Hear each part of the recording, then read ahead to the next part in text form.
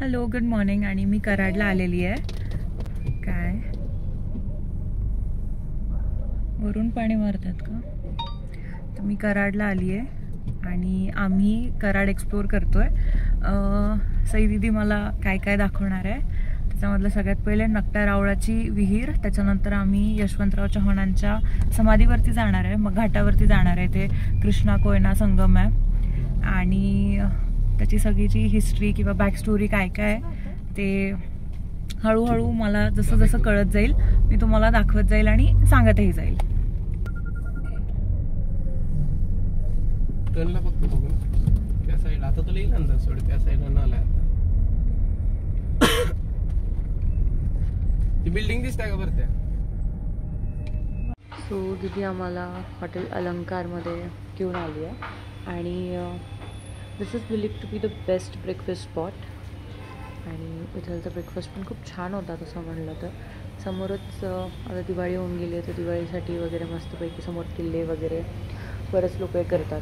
इथे आर्टिफिशियल बनवून ठेवलेला होता आणि खूप सुंदर मायन्यूट डिटेल्स पण त्यांनी इतक्या छान केलेल्या होत्या.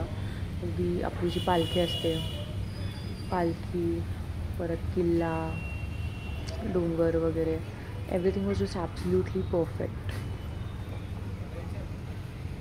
म्हणतोय पोर्टफोलिओ होते तुझा हे तो काय तर वेडिंग शूट केलं असेल काय तर मग केवढं केलं वेडिंग शूट असलं काय स्टार्टअप वेगळा स्टार्टअप इकडे इकडा. हा इथे आम्ही इथं होतं इथनं हे काय गाडी लावल्या माझी. हा बैलच नाही.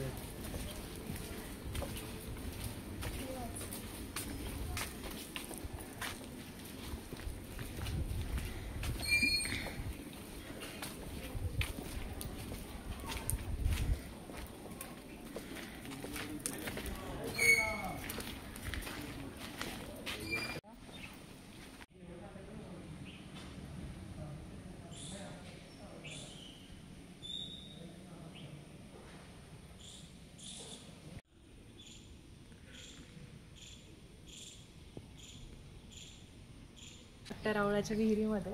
आणि मला इथलची पूर्ण स्टोरी माहीत नाही आहे, पण बरेच जण असं म्हणतात की ही विहीर रातोरात बनवल्या गेली होती. बरेच असं म्हणतात की ही नखाने उकरली होती, राक्षसाने, नकट्या रावळा राक्षसाने नखाने उकरली होती. आणि बरेच जण असे म्हणतात की हे जुनं एक फूड स्टोरेज टँक जे असते तशी होती, पण एक्झॅक्ट आम्हाला माहीत नाही आहे. पण व्ह्यू खूप छान आहे. त्याच्यामध्ये पण आहे ना, भूत्या कोणत्या पिक्चरमध्ये होता, याच्यामध्ये खाली एक दरवाजा आहे जो डिरेक्ट कुठल्या तरी गडावरती जातो, राजगडावरती. तर मला तो पण बघायचा आहे, त्यासाठी आम्ही अजून खाली चाललोय आणि खालचं बघूया. खूप इंटरेस्टिंग वाटतंय.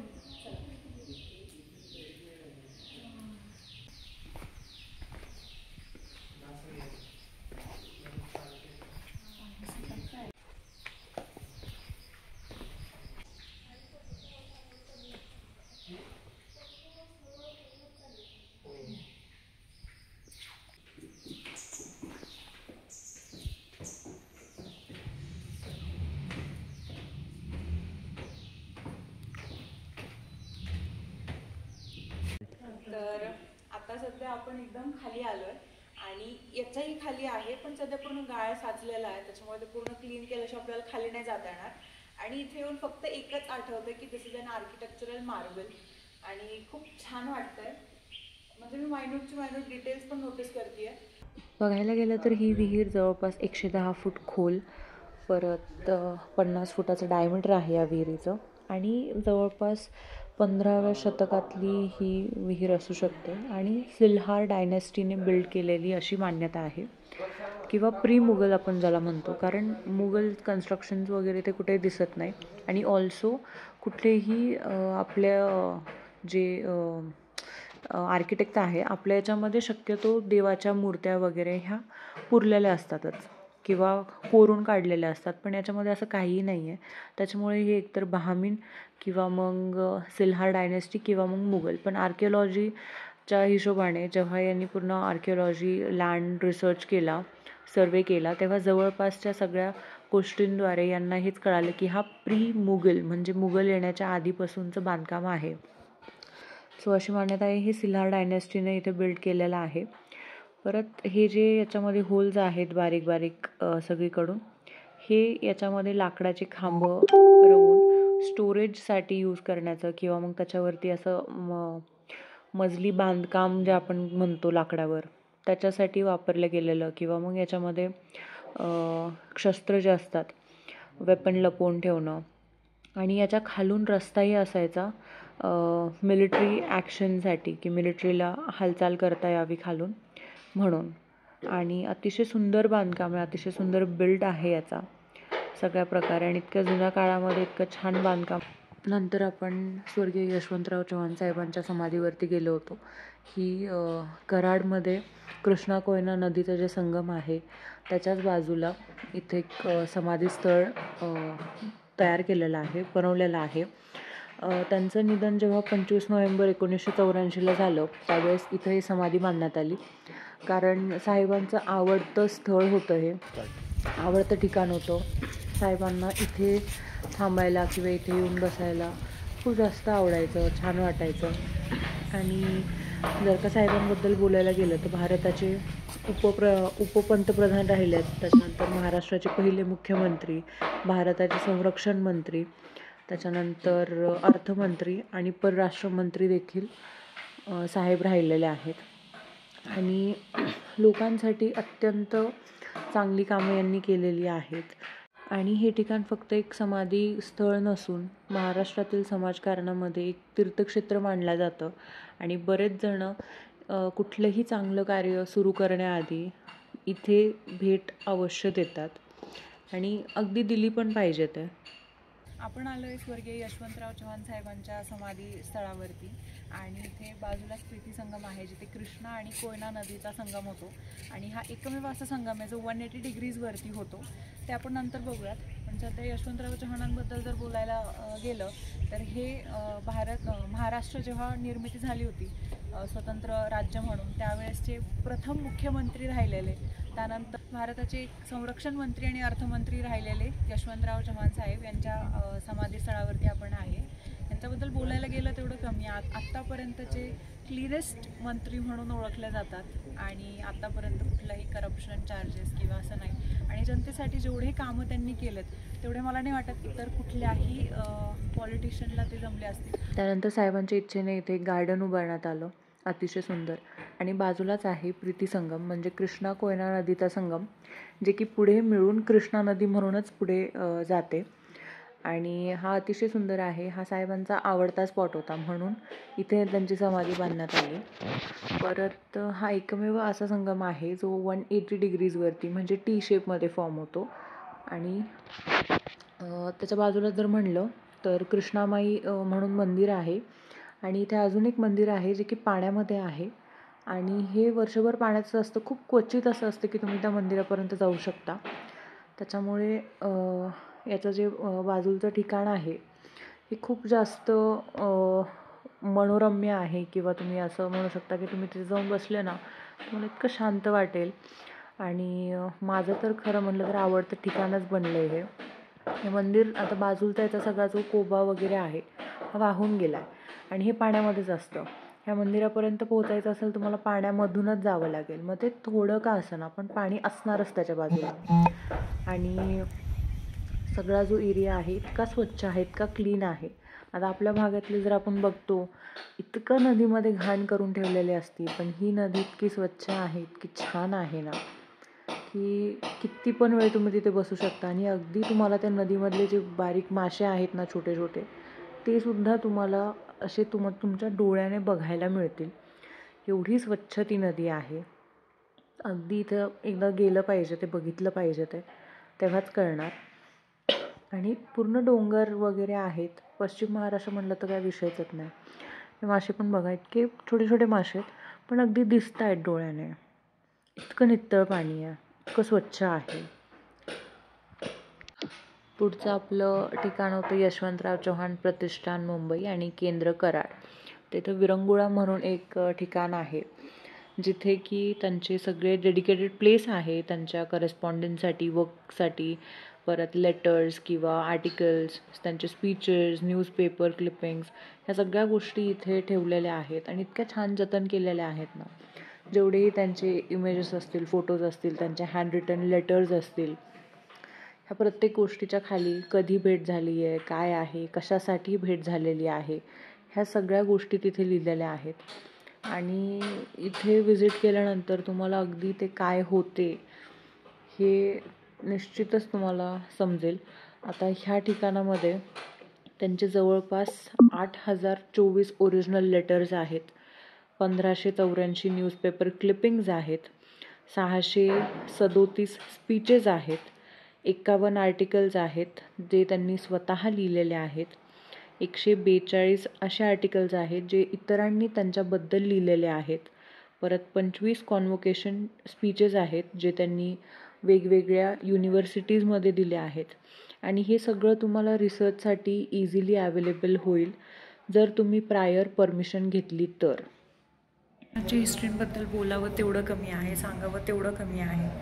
आणि साहेबांची सगळ्यात फेमस गोष्ट म्हणजे की लहानपणी शाळेत बोललेले ते की मी जेव्हा त्यांनी सगळ्यांना विचारलं होतं की तुम्हाला काय बनायचं आहे, प्रत्येकजण कोणाचं ना कोणाचं नाव घेत होतं की मला हे बनायचं आहे, पण साहेबांनी लहानपणी बोललेले की मला यशवंतराव चव्हाणच व्हायचं आहे. आणि तेच यशाचा यशवंत झाला म्हणून ते खूप प्रचलित झालं पुढे. आणि खरं म्हणलं तर तेच प्रत्येकाचं असायला पाहिजे ते की स्वतःचं काहीतरी आयडेंटिटी बनवायची आहे. इतरांसारखं कोणासारखं बनण्यापेक्षा स्वतः काहीतरी बनणं हे त्यांच्याकडून शिकायला मिळतं. आणि देशासाठी जेवढं त्यांनी केलं आहे इट्स अनमॅचेबल.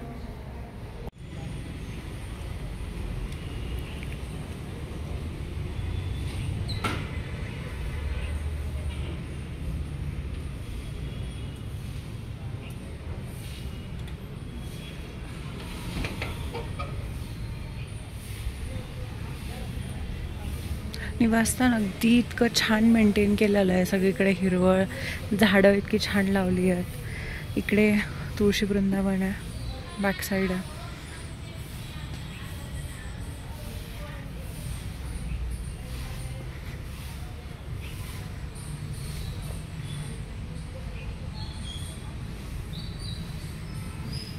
आता आपण आलो वेणुताईंच्या स्मारकावरती. वेणुताई म्हणजे यशवंतराव चव्हाणांची वाईफ, त्यांची बायको. आपण त्यांच्या स्मारकावरती आलो आहे. आणि हे जे स्मारक आहे हे म्युझियम पण आहे, इथे एक लायब्ररीसुद्धा आहे. आणि इथे बऱ्याचशा यशवंतराव चव्हाणांच्या ज्या वस्तू आहेत त्या इथे ठेवण्यात आलेल्या आहेत. हे यशवंतराव चव्हाणांनी त्यांच्या वाईफची डेथ झाली त्यावेळेस त्यांच्यासाठी हे बनवलं होतं. आणि हे त्यांनी लिहिलेलं पत्र आहे. परत यशवंतराव चव्हाणांनी ही गाडी जी घेतली होती त्यावेळेस शासकीय गाडीमध्ये बसण्यास नकार दिला होता वेणुताईंनी, म्हणून साहेबांनी खाजगी गाडी घेतली होती वेणुताईंसाठी. ही तीच गाडी आहे आणि खूप छान कंडिशनमध्ये ठेवलेली आहे. आम्हाला ती इतक्या जवळून बघू दिली त्यांनी आणि आतमध्ये जाऊन बघितली गाडीला आणि वेल मेंटेन होती खरं म्हणलं. फक्त एवढं की त्याचं इंजिन जे आहे, कारण की खूप काळांपासून खूप वर्षांपासून चालू नाही केली आहे म्हणून त्याचं इंजिन वर्किंगमध्ये नाही आहे. बट गाडीची बाकीची जी कंडिशन आहे ती मला तरी खूप छान वाटली. प्लस मला सगळ्यात छान जर गाडीत काय वाटलं असेल तर तिचं ते मरून रेड लेदरचे सीट्स, इट इज परफेक्ट.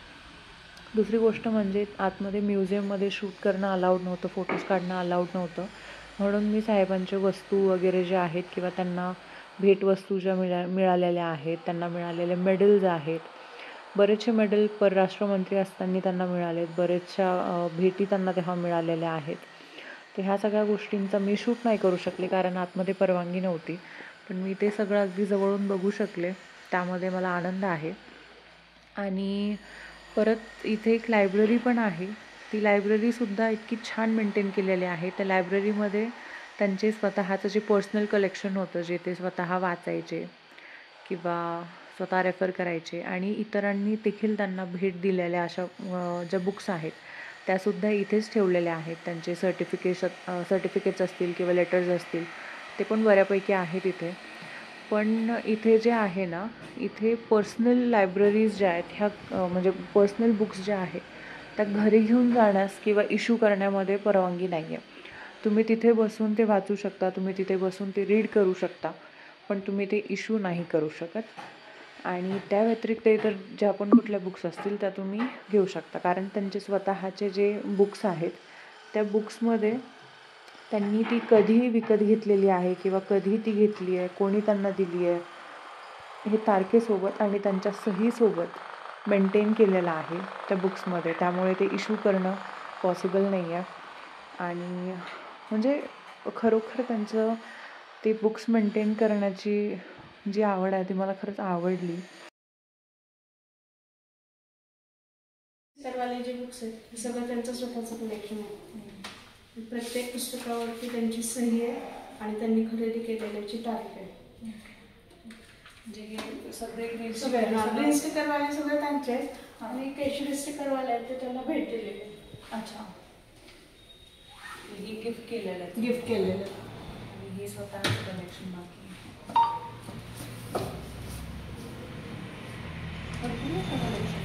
हो.